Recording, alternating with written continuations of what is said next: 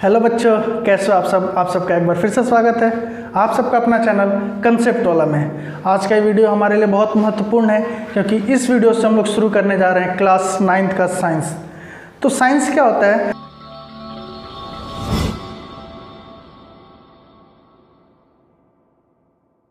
Science pursuit of knowledge covering general truth और operation of fundamental loss. ये समुद्र होता है किसका समुद्र होता है? नॉलेज का, जिसमें हम लोग क्या करते हैं, जनरल ट्रूथ के बारे में भी जानते हैं और जो लॉस हम लोग पढ़ते हैं, फंडामेंटल लॉस, उनको कैसे ऑपरेट करना है इसके बारे में ये सारी चीज़ें बताता है। क्लियर है? अब हमें जो साइंस पढ़ने हैं, तो अभी तक जो साइंस था हम लोग साइंस के नाम से जानते थे, लेकिन क्लास 9th में आप लोग को टीचर आके बताएंगे कि बेटा ये फिजिक्स पढ़ने जा रहे हैं हम लोग, ये केमिस्ट्री का चैप्टर से, ये बायोलॉजी का चैप्टर से। तो जनरली क्लास 10th तक हमें साइंस को 3 पार्ट में डिवाइड कर दिया गया है। किसमें? फिजिक्स, केमिस्ट्री और बायोलॉजी। फिजिक्स क्या होता है? फिजिक्स वो ब्रांच ऑफ साइंस होता है जो डील्स करता है स्टडी ऑफ नेचुरल फिनोमिना। किसका? नेचुरल फिनोमिना के बारे में पढ़ाई करते हैं इसमें। केमिस्ट्री क्या होता है? ये भी ब्रांच ऑफ साइंस होता है। इसमें हम लोग किसके बारे में पढ़ाई करते हैं? मैटर्स के बारे में, एटम्स के बारे में, मॉलिक्यूल्स के बारे में और चेंजेस जो हो रहे हैं हमारे अराउंड उसके बारे में। इन सब चीज़ों के बारे में कहाँ पे पढ़ाई करते हैं हम लोग? केमिस्ट्री में। और बायो में क्या पढ़ाई करते हैं? लाइफ के बारे में, लाइफ या लिविंग ऑर्गेनिजम्स के बारे में हम लोग जो पढ़ाई करते हैं उसको हम लोग क्या बोलते हैं? बायोलॉजी। क्या बोलते हैं? बायोलॉजी। तो अब आप लोग को 3 नाम से जाना जाएगा, फिजिक्स, केमिस्ट्री और बायोलॉजी। तो आज हम लोग जो शुरू करने जा रहे हैं वो शुरू करने जा रहे हैं हम लोग फिजिक्स। और फिजिक्स क्या होता है? It is a branch of science that deals with the study of natural phenomena. अब नेचुरल फिनोमिना क्या होता है? अर्थक्वेक, वो नेचुरल कैलेमिटीज है। अब बहुत लोग नेचुरल फिनोमिना वर्ड सुनते ही दिमाग में अर्थक्वेक, लाइटनिंग, वोल्केनो इरप्शन, ये सब चीज़ें आती हैं। हाँ, वो है नेचुरल फिनोमिना, लेकिन वो नेचुरल कैलेमिटीज, आपदा है वो। नेचुरल फिनोमिना कैसे क्या हो सकता है? साउंड जो हम लोग बोल रहे हैं, लाइट की वजह से जो चीज़ों को हम लोग देख रहे हैं, क्लियर है, हम लोग वर्क कर रहे हैं, ये सब क्या है? नेचुरल फिनोमिना है। क्लियर है? तो हम लोग फिजिक्स में किसके बारे में पढ़ेंगे? नेचुरल फिनोमिना के बारे में। अब हम लोग फिजिक्स में सबसे पहले जो हम लोग पढ़ने जा रहे हैं वो कौन सा चैप्टर है हमारा? मोशन। हम लोग क्या स्टार्ट करने जा रहे हैं? मोशन। क्लियर है? अब मोशन क्या होता है? अब लोग बोलते हैं कि मूव कर रहे हैं तो मोशन है, अपना पोजीशन चेंज कर रहे हैं। तो ये एक स्टेट है। ये क्या है? स्टेट। तो स्टेट ऑफ मोशन 2 टाइप के होते हैं। स्टेट ऑफ मोशन कितने टाइप के होते हैं? 2। एक होता है रेस्ट बोलते हैं को, और दूसरे को हम लोग बोलते हैं मोशन। अब देखिए, ये दोनों चीज़ें अभी डिफाइन होंगी और इन दोनों को डिफाइन करने के लिए हमारे पास सिर्फ 2 वर्ड की जरूरत होगी। कितने वर्ड की? 2। एक वर्ड होता है रेफरेंस फ्रेम। एक क्या होता है? Reference frame. और दूसरा चीज क्या होता है? पोजीशन। और तीसरा चीज होता है टाइम। 3 चीज़ों की जरूरत है, रेफरेंस फ्रेम, पोजीशन और टाइम। तो रेस्ट को अगर डिफाइन करना है तो अगर किसी बॉडी का पोजीशन रेफरेंस फ्रेम के रेस्पेक्ट में चेंज ना हो रहा हो टाइम के साथ, विथ रेस्पेक्ट टू टाइम, मतलब कोई एक बॉडी है, हम यहाँ पे खड़े हैं, या इस बोर्ड के बारे में बात कर लेते हैं इस वीडियो में। तो इस वीडियो में पूरा वीडियो चलेगा, जितने देर की भी ये वीडियो बनेगी, ये बोर्ड का पोजीशन वहीं का वहीं रहेगा। तो बोर्ड का पोजीशन चेंज नहीं होगा, लेकिन हम पूरे वीडियो में क्या हो रहे होंगे? कभी इधर जा रहे होंगे, कभी उधर जा रहे होंगे, मेरा हाथ मूव कर रहा होगा, तो मेरा हाथ किस में होगा? मोशन में। हम किस में होंगे? मोशन में। लेकिन ये जो बोर्ड होगा वो किस में होगा? रेस्ट में। क्यों? क्योंकि उसका पोजीशन किसी रेफरेंस फ्रेम, यहाँ पे अब रेफरेंस फ्रेम क्या हो जाएगा? हमारा मोबाइल फोन या जिस कैमरा फोन से हम लोग रिकॉर्ड कर रहे हैं वो क्या है? हमारा रेफरेंस फ्रेम। उसी के रेस्पेक्ट में क्या हो रहा है? इसका पोजीशन चेंज नहीं हो रहा और मेरा पोजीशन क्या हो रहा है? चेंज हो रहा है। नहीं हो रहा है? या हम इस दीवार को बोल सकते हैं इसके रेस्पेक्ट में मेरा पोजीशन चेंज हो रहा है और इसका पोजीशन चेंज नहीं हो रहा है। तो रेफरेंस फ्रेम को डिफाइन करना बहुत जरूरी होता है। किसी भी स्टेट को डिफाइन करने के लिए हमें रेफरेंस फ्रेम को डिफाइन करना जरूरी होता है। तो रेफरेंस फ्रेम होता क्या है? रेफरेंस फ्रेम क्या होता है? तो रेफरेंस फ्रेम होता है fix point about which motion is studied, जिसके अबाउट मोशन को हम लोग स्टडी करते हैं उसको हम लोग बोलते हैं रेफरेंस फ्रेम। तो रेफरेंस फ्रेम क्या होता है? जिसके अबाउट स्टडी हम लोग कर रहे हैं मोशन को। अब रेस्ट क्या होता है? तो व्हेन अ बॉडी क्या हो रहा था? डज नॉट चेंज, क्या चेंज नहीं करे? Its position with respect to reference point and time. मतलब टाइम भी पास हो और उसका पोजीशन में कोई चेंज नहीं आए। किसके रेस्पेक्ट में? रेफरेंस पॉइंट के या रेफरेंस फ्रेम के रेस्पेक्ट में। और यहीं पे डज नॉट की जगह चेंजेस लगा देंगे। जैसे डज नॉट हटा के सिर्फ चेंजेस रहने देंगे तो वो किसका डेफिनेशन हो जाएगा? मोशन का। तो यहाँ पे पोजीशन चेंज होगा। अब यहाँ पे एक बहुत इंपॉर्टेंट क्वेश्चन आता है कि क्या कोई बॉडी एब्सोल्यूट रेस्ट में है? क्या ये ब्लैक बोर्ड एब्सोल्यूट रेस्ट में है? तो ये ब्लैक बोर्ड रेस्ट में किसके रेस्पेक्ट में? इस दीवार के रेस्पेक्ट में है, नहीं है। लेकिन अगर हम लोग बात करें किसी दूसरे प्लैनेट से, कोई दूसरे प्लैनेट से अगर इस चीज़ को देख रहा होगा तो अर्थ क्या कर रहा है? रिवॉल्व कर रहा है, घूम रहा है, रोटेट कर रहा है। तो अर्थ तो मूव कर रहा है। अगर अर्थ मूव कर रहा है तो ये बोर्ड भी क्या कर रहा होगा? मूव कर रहा होगा। तो उसके लिए ये किस में आ गया होगा? मोशन में आ गया होगा, नहीं आ गया होगा? तो कोई भी चीज़ एब्सोल्यूट रेस्ट में नहीं है और कोई भी चीज़ एब्सोल्यूट मोशन में नहीं है। एक और एग्जांपल देखिए, अगर कार में बैठ के तुम जा रहे हो तो तुम्हारा पोजीशन तुम्हारे सीट के रेस्पेक्ट में क्या है? रेस्ट पे। क्यों? क्योंकि तुम्हारा पोजीशन चेंज नहीं हो रहा है। लेकिन अगर कोई बाहर से इंसान देख रहा होगा तो उसके रेस्पेक्ट में तुम क्या हो? मोशन में हो। तुम्हारा पोजीशन चेंज हो रहा है, नहीं हो रहा है? उसके रेस्पेक्ट में हो रहा है। तो कोई भी चीज़ एब्सोल्यूट रेस्ट में नहीं है और ना ही कोई भी चीज़ एब्सोल्यूट मोशन में है। क्लियर है? ये बात आप लोग को समझ में आई। स्टेट ऑफ मोशन क्या होता है, रेस्ट ऑफ मोशन क्या होता है? 3 पॉइंट्स हमें बोलना बहुत जरूरी है, रेफरेंस फ्रेम, पोजीशन और टाइम।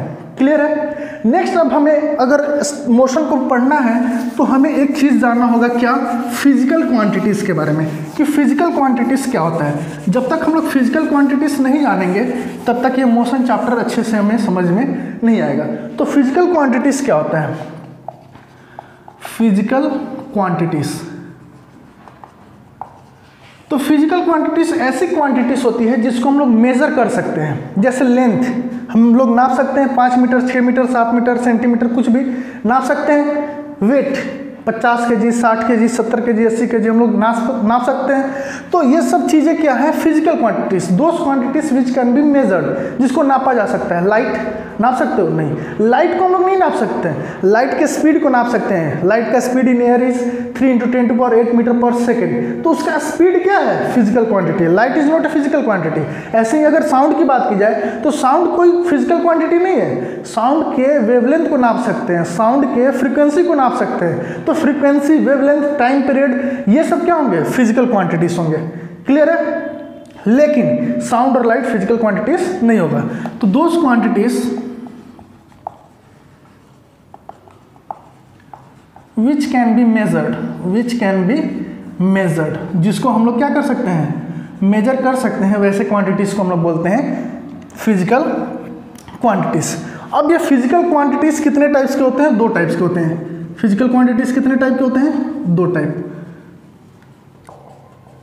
हम लोग सुने होंगे, जानते नहीं होंगे भले ही, लेकिन सुने जरूर होंगे। क्या? स्केलर और वेक्टर।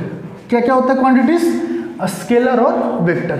स्केलर क्वांटिटीज कैसा क्वांटिटीज होता है? ऐसा क्वांटिटीज जिसमें सिर्फ मैग्नीट्यूड होता है। अब मैग्नीट्यूड क्या होता है ये भी नहीं पता होगा। Those quantities which depends on magnitude only. किस पे डिपेंड करता है? मैग्नीट्यूड पे।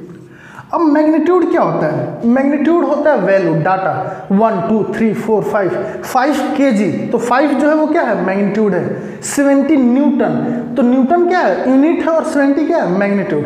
तो मैग्नीट्यूड क्या होता है? वैल्यू। ठीक है? तो जो सिर्फ वैल्यू पे डिपेंड करता है उस वैसे क्वांटिटीज को हम लोग बोलते हैं स्केलर क्वांटिटीज। क्लियर है? अब वेक्टर क्वांटिटीज किसको बोलते हैं? Those quantities which depends on किस पे? मैग्नीट्यूड एज वेल एज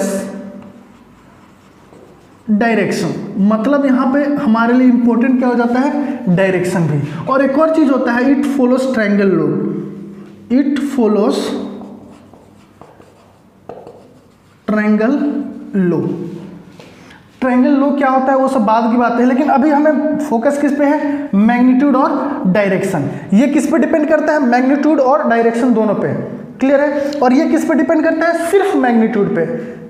जैसे आपसे टाइम पूछा जाता है तो आप लोग क्या बोलते हैं, 5 बज गया, 5 o'clock, 5 PM। ये तो नहीं बोलते हो ना 5 PM in the north, direction बताने की जरूरत नहीं होती है। कितना वेट है, 50 kg, 50 kg on the east, in the east, ऐसा तो नहीं बताते हम लोग। तो ये ऐसे क्वांटिटीज क्या होते हैं, स्केलर। तो जैसे स्केलर क्वांटिटीज क्या हो जाएगा, लेंथ, मास, टाइम, ठीक है। ये सब क्वांटिटीज क्या है, हमारे स्केलर क्वांटिटीज है। अब वेक्टर क्वांटिटीज क्या हो जाएगा, फोर्स। हम फोर्स लगा रहे हैं, किस डायरेक्शन में लगा रहे हैं, वहाँ पे आ रहा है नहीं आ रहा है। तो यहाँ पे अगर एग्जांपल लेंगे तो यहाँ पे जैसे यहाँ पे स्पीड भी आ सकता है, और क्या आ जाएगा यहाँ पे स्पीड। अब यहाँ पे क्या आएगा, लेंथ, तो यहाँ पे डिस्प्लेसमेंट, यहाँ पे क्या आता है, डिस्प्लेसमेंट। सारी चीज़ें आगे पढ़ेंगे हम लोग। फोर्स, ठीक है, वेलोसिटी, एक्सेलरेशन, ये सारी चीज़ें क्या हैं, ये सारा वेक्टर क्वांटिटीज है। वेक्टर क्वांटिटीज यानी यहाँ पे मैग्नीट्यूड के साथ साथ डायरेक्शन की भी जरूरत होगी, डायरेक्शन भी बताना जरूरी है। जनरली वेक्टर क्वांटिटीज अगर x है तो उसको दिखाना होता है तो हम लोग उसके ऊपर एक लाइन दे देते हैं, एक छोटा सा एरो बना देते हैं। वेक्टर क्वांटिटीज को दिखाने को कैसे करते हैं, जो क्वांटिटीज होगा उसको लिखना है और उसके ऊपर एक एरो बनाया जाता है, क्लियर है, ये नोटेशन है, क्लियर है। अब हम लोग क्या पढ़ेंगे, तो फिजिकल क्वांटिटीज हो गया। तो अब हम लोग जो पढ़ने जा रहे हैं उसको बोलते हैं मैकेनिक्स। ये जो मोशन है एक और ब्रांच है किसके, फिजिक्स के अंदर का एक ब्रांच है जिसको हम लोग क्या बोलते हैं, मैकेनिक्स। लेकिन उससे पहले एक और छोटा सा चीज़ है जिसको हम लोग बोलते हैं यूनिट। क्या बोलते हैं, यूनिट। हमने बोला फिजिकल क्वांटिटीज को मेजर करते हैं, तो मेजर करते हैं तो उसके लिए एक चीज़ बनाया गया, क्या, यूनिट, रेफरेंस स्टैंडर्ड, क्लियर है। कि जैसे लेंथ को मेजर करना है तो मीटर, सेंटीमीटर, अगर ऐसे आपको फुट, क्यूबिट ये सब बताया जाता है तो आपको समझ में आता है, अच्छा हाँ ये चीज़ें हैं। तो वो क्या है, एक रेफरेंस स्टैंडर्ड है। 5 सेंटीमीटर, तो आपके दिमाग में एक इमेज बनता होगा, अच्छा इतना बड़ा जो होगा वो 5 सेंटीमीटर होगा, तो एक लेंथ बन जाता है, नहीं बन जाता है, तो उसे हम लोग बोलते हैं unit, reference standard. Reference standard which is used to measure physical quantity।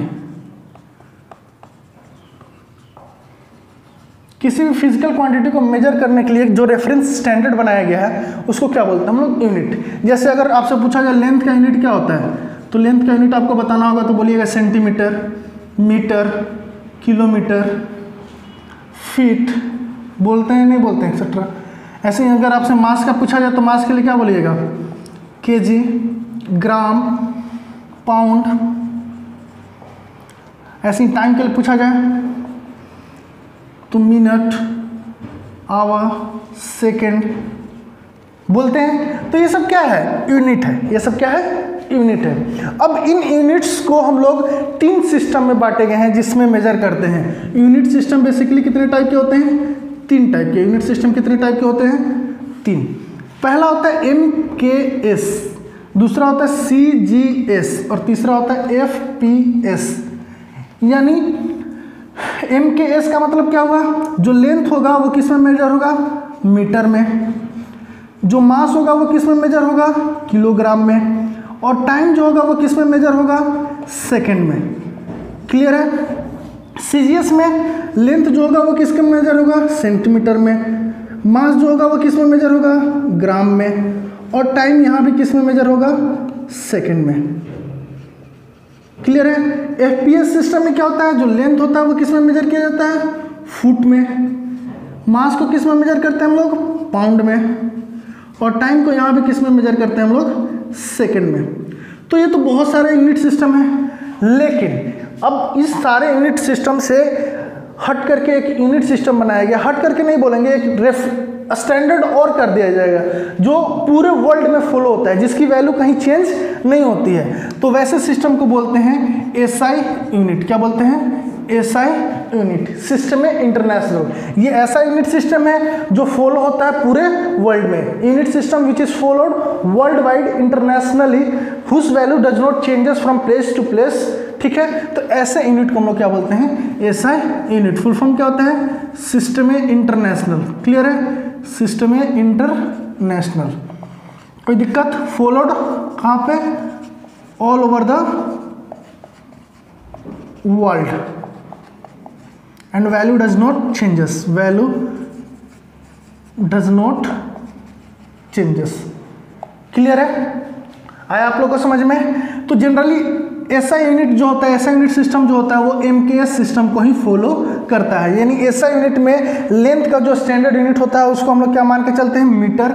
और मास को मानते हैं किलोमीटर, किलोग्राम। और टाइम का होता है जो सेकंड। तो ये एमकेएस सिस्टम को ही लगभग फॉलो करता है। क्लियर है? तो ये था हमारा यूनिट। क्लियर है? आ रहा है आप लोग को समझ में? आज के वीडियो में हम लोग इतना ही रहने देते हैं। नेक्स्ट वीडियो में हम लोग स्टार्ट करेंगे इस चैप्टर के आगे की बातें। और अगर आप लोग को वीडियो पसंद आया होगा तो वीडियो को जरूर लाइक कीजिएगा, फ्रेंड्स के साथ शेयर कीजिएगा, चैनल को सब्सक्राइब कीजिएगा, बेल आइकन को प्रेस कीजिएगा ताकि मेरा आगे आने वाले और भी वीडियो का नोटिफिकेशन आपको मिलता रहे। Thank you.